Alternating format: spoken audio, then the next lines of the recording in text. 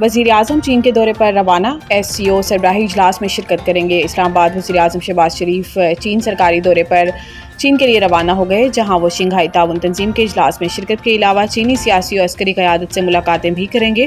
وزیر اعظم شہباز شریف اسلام آباد کے نور خان ایئر بیس سے خصوصی طیارے کے ذریعے چین کے دورے پر روانہ ہوئے۔ دفتر خارجہ کی جانب سے سوشل میڈیا پر جاری بیان کے مطابق وزیر اعظم شہباز شریف 30 اگست سے 4 ستمبر تک چین کا دورہ کریں گے۔ وزیر اعظم 25ویں شنگھائی تعاون تنظیم کی سربراہی اجلاس سے خطاب کریں گے، جس میں وہ پاکستان کے خطے میں امن کی کوششوں، علاقائی روابط میں اضافے اور خطے کی عوام کی ترقی کے فروغ کے حوالے سے موقف پیش کریں گے۔ وزیر اعظم شنگھائی تعاون تنظیم کے سربراہی اجلاس میں شرکت کے علاوہ چینی صدر شی جن پنگ اور وزیر اعظم لی کیانگ سے ملاقات بھی کریں گے۔ ملاقاتوں میں پاک چین دو طرفہ تعاون کے مختلف پہلوؤں پر بات ہوگی۔ دفتر خارجہ کے مطابق وزیر اعظم صدر شی اور عالمی رہنماؤں کے ساتھ فوجی پریڈ میں شرکت کریں گے۔ فوجی پریڈ بیجنگ میں عالمی اینٹی فاشسٹ جنگ کی 80ویں سالگرہ پر ہوگی۔ وزیر اعظم ممتاز چینی تاجروں اور کارپوریٹ ایگزیکٹو سے بھی ملاقاتیں کریں گے، جس میں تجارت، معیشت اور سرمایہ کاری پر بات ہوگی۔ وزیر بلدیات سعید غنی کے بھائی فرحان غنی کے خلاف سرکاری ملازم پر تشدد کے کیس میں اہم پیش رفت۔ رپورٹ کے مطابق مدعی مقدمہ نے گزشتہ رات مقدمہ واپس لیا، جس کے بعد سعید غنی کے بھائی فرحان غنی کے وکیل نے بتایا کہ مدعی مقدمہ سہیل نے گزشتہ رات مقدمہ واپس لے لیا تھا۔ مدعی مقدمہ نے مقدمہ واپس لینے کی درخواست جمع کرائی تھی۔ ملزم وقار عباسی کے وکیل نے بتایا کہ پولیس نے درخواست منظور کرتے ہوئے دفعہ 493 کے تحت ملزم کو رہا کیا۔ ملزم کی رہائی سے متعلق عدالت میں رپورٹ جمع کروا دی جائے گی۔ ملزم فرحان غنی اور ساتھیوں کو جسمانی ریمانڈ پورا ہونے پر آج انسداد دہشت گردی کی منتظم عدالت میں پیش کرنا تھا۔ یاد رہے کہ سرکاری ملازم پر تشدد کے کیس میں انسداد دہشت گردی عدالت نے ملزمان کا 30 اگست تک جسمانی ریمانڈ منظور کیا تھا۔ ملزمان پر دہشت گردی ایکٹ کے تحت مقدمہ فیروز آباد تھانے میں درج کیا گیا تھا۔ پاک بھارت جنگ میں مودی کے رویے سے ٹرمپ مشتعل، پاکستان امریکہ کا پسندیدہ ملک بن گیا۔ امریکی اخبار نے اپنی رپورٹ میں بتایا کہ ڈونلڈ ٹرمپ کے پہلے دور صدارت میں بھارت کئی لحاظ سے ٹرمپ انتظامیہ کی غربت میں رہا۔ فوجی حکمت عملی بنانے والے بھی انڈو پیسیفک علاقے میں بھارت کو خصوصاً چین کے خلاف چوکیدار قرار دیتے رہے، جبکہ 9/11 کے واقعے کے بعد سے پاکستان کا خاطر خواہ امیج نہیں تھا۔ امریکی اخبار کے مطابق کانگریس سے پہلے خطاب میں ڈونلڈ ٹرمپ کی جانب سے دہشت گردی کے خلاف پاکستان کی ستائش سے صورتحال بدلنا شروع ہوئی اور واشنگٹن میں پاکستان کی وکالت کرنے والے نئے چہرے سامنے آنے لگے۔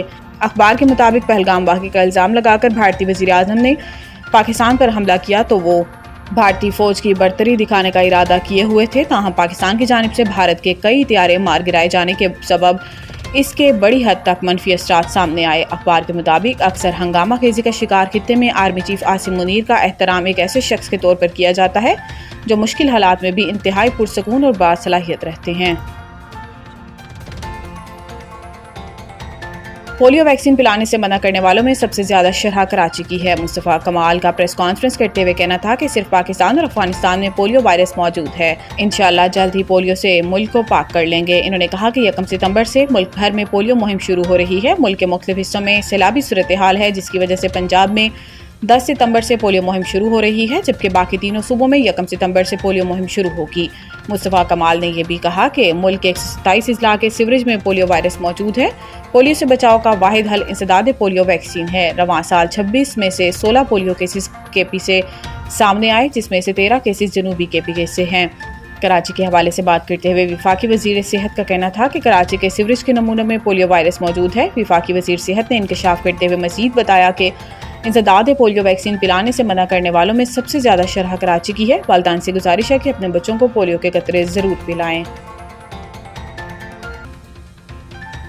پنجاب کے دریاؤں میں پانی کا بہاؤ تیز، گنڈا سنگھ والا پر اونچے درجے کا سیلاب، ملحقہ دیہات خالی کرانے کے لیے اعلانات۔ دریائے ستلج میں گنڈا سنگھ والا کے مقام پر انتہائی اونچے درجے کا سیلاب برقرار، جس کے باعث تلوار پوسٹ سے ملحقہ دیہات خالی کرانے کے لیے اعلانات کیے گئے۔ فلڈ فور کاسٹنگ ڈویژن کے مطابق تربیلا ڈیم 100 اور منگلا ڈیم 81% بھر چکا ہے۔ دریائے راوی میں بلوکی اور دریائے ستلج میں گنڈا سنگھ والا پر اونچے درجے کا سیلاب ہے۔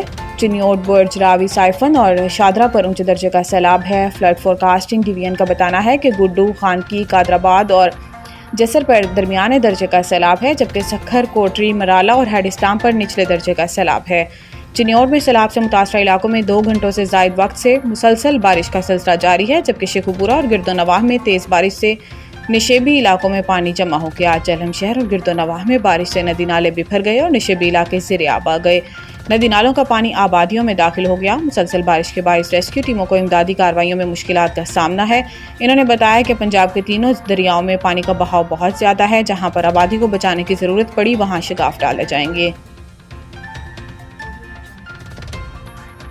افریقی سیریز افغان شائقین کا طوفان بدتمیزی بغیر ٹکٹ اسٹیڈیم میں داخل۔ شارجہ میں افریقی سیریز کے افتتاحی میچ میں پاکستان اور افغانستان مد مقابل آئے۔ میڈیا رپورٹس کے مطابق ماضی کی طرح افغان شائقین پھر طوفان بدتمیزی مچاتے ہوئے نہ صرف بغیر ٹکٹ اسٹیڈیم میں داخل ہوئے بلکہ مرکزی گیٹ کے ساتھ شائقین کے لیے مختص دروازہ بھی توڑ دیا۔ شارجہ اسٹیڈیم کی انتظامیہ نے ماضی کے واقعات کو مد نظر رکھتے ہوئے پاک افغان شائقین کے لیے الگ الگ سٹینڈز، پیویلینز اور راستے مختص کیے تھے۔ دونوں ممالک کے شائقین کے لیے ٹکٹس کے رنگ بھی مختلف رکھے گئے تھے۔ واضح رہے کہ پاکستان نے سیریز کے افتتاحی میچ میں افغانستان کو 39 رن سے شکست دے کر فاتحانہ آغاز کیا۔ قومی ٹیم آج اپنا دوسرا میچ UAE کے خلاف کھیلے گی۔